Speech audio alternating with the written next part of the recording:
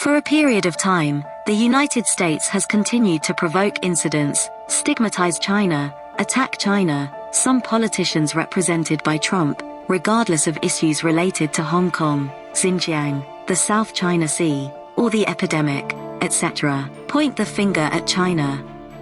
After Trump bans Huawei, the United States directed the contradiction to another Chinese-funded company, TikTok, intending to ban it from operating in the United States.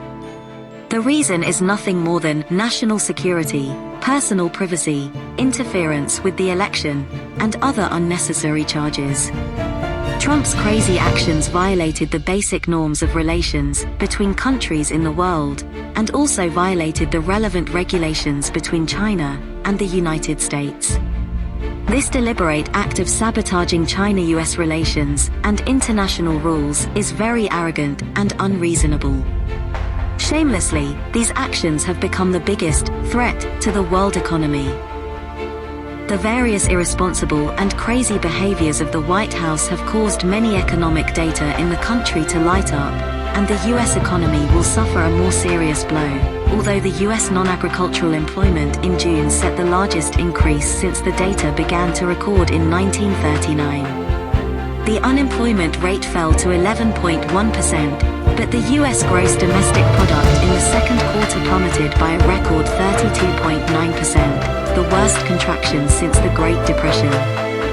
However, due to the premature restart of the economy and the rebound of the epidemic, many states in the United States had to re-implement the travel restriction policies, which led to the deterioration of the economic situation that had previously improved. The number of unemployed people in the United States has risen for the second consecutive week. Another 1.43 million Americans filed for jobless claims last week, a 4-week high. 20 million Americans will be homeless.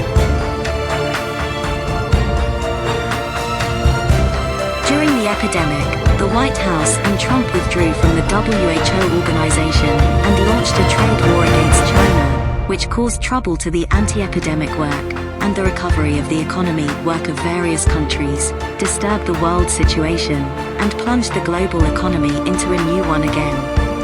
A round of predicament, along with the severity of the epidemic situation, many countries were forced to reopen their blockade economies, and the already faltering road to recovery was almost interrupted.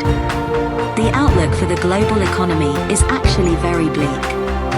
According to estimates by the International Monetary Fund, the global economic loss due to the new crown crisis in 2020 and 2021 will be as high as $12.5 trillion.